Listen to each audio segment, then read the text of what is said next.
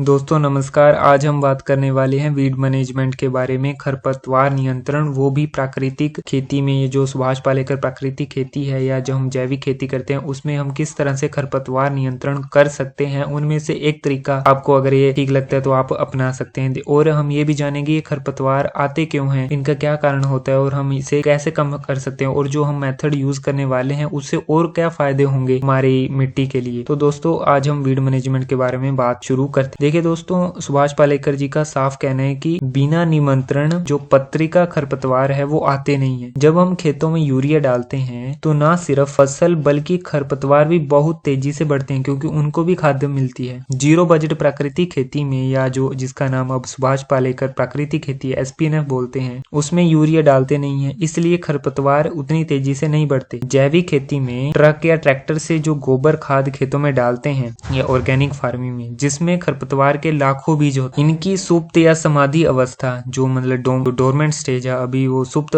अवस्था में 6 वर्ष तक रहती है। जो ये बीज हैं 6 वर्ष तक भी अगर पड़े रहते हैं तो भी वो 6 साल के बाद भी उग सकते हैं। इसलिए पानी मिलते ही ये जो बीज हैं खरपतवार के स्वयं ही अंकुरित होते रहते हैं, स्वयं ही जर्मिनेट होते रहते हैं। सबसे अच्छी खरपतवार नाशक दवा वो है प्राकृतिक खेती में कास्ट आच्छादन, जिसको इंग्लिश में बोला जाता है स्ट्रो मल्चिंग। जिसका एग्जाम्पल आप जैसे जो धान की पराली होती है, ये एक एग्जाम्पल है कास्ट आच्छादन का, कि जो भी बायोमास है, गन्ने का जो पत्तियां हैं या कुछ भी इस तरह का बायोमास जो क्रॉप रेजिड्यू है, उसका हमें इस्तेमाल करना है, कास्ट आच्छादन। तो दोस्तों खरपतवार के अंकुरों को बढ़ने के लिए, खरपतवार कैसे बढ़ते हैं, उनके अंकुरों को बढ़ने के लिए सूरज की रोशनी चाहिए, जो कास्ट आच्छादन के कारण उनको रोशनी उपलब्ध नहीं हो पाती और इसके अभाव में ये अंकुर मर जाते हैं, जर्मिनेट नहीं कर पाते। खरपतवार के बीज हवा के माध्यम से भी बह कर आते हैं और समस्या पैदा करते हैं। आच्छादन इन बीजों का भी मिट्टी से संपर्क होने से रोकता है। आच्छादन आप समझ गए ना, मल्चिंग। ह्यूमस के कण बहुत हल्के होते हैं, तो हल्की जुताई से भी सतह पर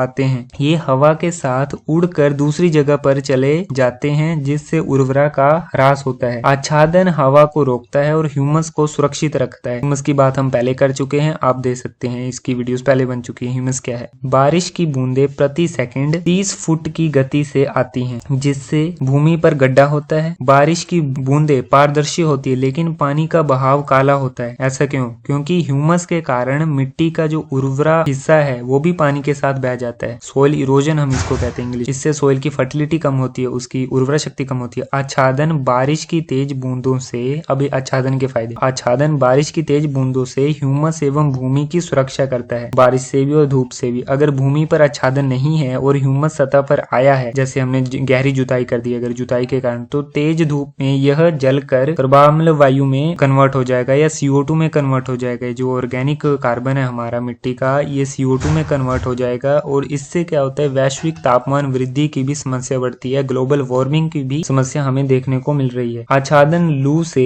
ह्यूमस एवं भूमि का बचाव करता है। जब हम भूमि पर आच्छादन करते हैं और जीवामृत देते हैं तो ह्यूमस की निमृति होती है। ह्यूमस जड़ों का खाद्य भंडार है। जड़ें ह्यूमस में से ही पोषक तत्व लेती हैं जो फसल के शरीर में संग्रहित होते हैं। अंतर्वर्ती फसलों के द्वारा आच्छादन करने पर जब इनका विघटन होता है तो इनके मुक्त हुए पोषक तत्व खड़ी फसल की जड़ों को उपलब्ध होते हैं। खरपतवार भूमाता का दर्पण है, वो एक तरह से शीशा है कि जमीन किस तरह की है। जिस वर्ष भूमि के ऊपरी 4.5 इंच मिट्टी में जिस पोषक तत्वों की कमी होगी, वह पोषक तत्व जिस खरपतवार के शरीर में ज्यादा मात्रा में होता है, उस वर्ष उसी खरपतवार की वृद्धि तेजी से होती है। तो ये आपको खरपतवार का कारण बताया जा रहा है कि खरपतवार उसी तरह का खरपतवार क्यों होता है। इस खरपतवार की आयु समाप्ति पर यह विघटित होकर मिट्टी में मिलता है और संतुलन स्थापित होता है। तो नेचर मतलब बिना मतलब से खरपतवार, वो किसी जगह पे वैसे ही खरपतवार उग रहा है तो उसका कुछ ना कुछ कारण है। खरपतवार के पौधों पर मित्र कीटों का निवास होता है जो हानि करने वाले कीटों का नाश करते हैं। खरपतवार के फूलों पर मधुमक्खियों के आने के कारण पराग सिंचन होता है, पोलिनेशन होता है और उपज बढ़ती है। इस प्रकार खरपतवार बागवानी एवं गन्ने में हितकारक सिद्ध होता है। इसलिए इन्हें डिस्ट्रॉय करना या विनाश करना इनका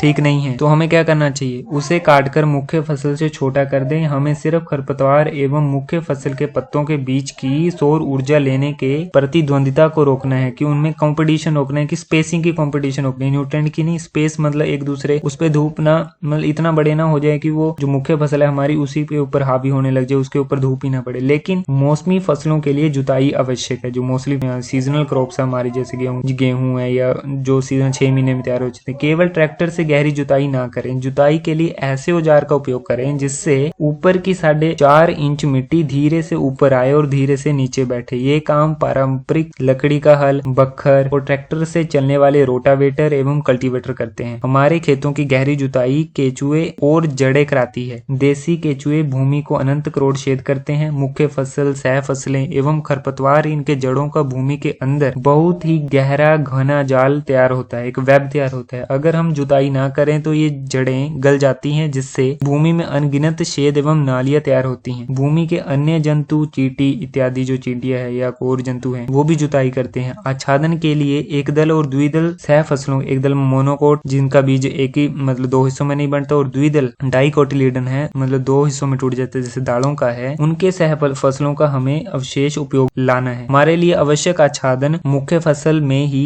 अंतर फसल के रूप में उपलब्ध करना है। मंदिर में नारियल के छिलके और फूल मालाएं के अवशेष का भी हम उपयोग कर सकते हैं आच्छादन के रूप में। कृषि उपज मंडियों से फलों या सब्जियों के अवशेष लेकर भी हम आच्छादन में उपयोग ला सकते हैं, और हम खरपतवार का जैसे एक तरह से नियंत्रण कर सकते हैं, वीड मैनेज कर सकते हैं, जिससे ना पर्यावरण को कुछ नुकसान हो और हमारा काम भी हो जाए। तो दोस्तों, इस वीडियो में इतना ही। नमस्कार।